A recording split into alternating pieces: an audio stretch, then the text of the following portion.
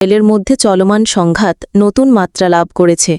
গত জুন মাসে ইরান ও ইসরায়েল একে অপরের ওপর ব্যাপক হামলা চালায়, যার মধ্যে ইরান ইসরায়েলের বিভিন্ন সামরিক ও বেসামরিক স্থাপনা লক্ষ্য করে মিসাইল ও ড্রোন হামলা করে।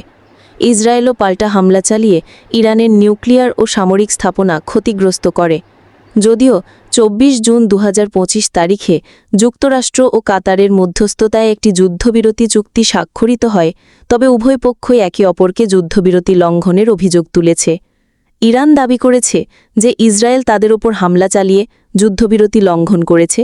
অন্যদিকে ইসরায়েল ও ইরানের মিসাইল হামলার কারণে যুদ্ধবিরতি ভঙ্গের অভিযোগ করেছে। ইরানের সর্বোচ্চ নেতা আলী খামেনি ও তার উপদেষ্টা ইয়াহিয়া রাহিম সাফাভি বলেছেন, আমরা যুদ্ধবিরতির পর্যায়ে নেই, বরং যুদ্ধের একটি অস্থির পর্যায়ে আছি যা যে কোনো সময় ভেঙে পড়তে পারে। তারা আরও বলেছেন, শান্তির জন্য প্রস্তুতি নিতে হবে, কারণ সেরা প্রতিরক্ষা হল আক্রমণ। এদিকে লেবাননের হিজবুল্লাহ গোষ্ঠী তাদের অস্ত্র সমর্পণের সরকারের সিদ্ধান্ত প্রত্যাখ্যান করেছে। তারা বলেছে, এই সিদ্ধান্ত ইসরায়েলের স্বার্থে এবং লেবাননের প্রতিরক্ষা ক্ষমতাকে দুর্বল করবে। এই সংঘাতের ফলে মধ্যপ্রাচ্যে নতুন করে অস্থিরতা সৃষ্টি হয়েছে এবং আন্তর্জাতিক সম্প্রদায়ের মধ্যে উদ্বেগ বৃদ্ধি পেয়েছে।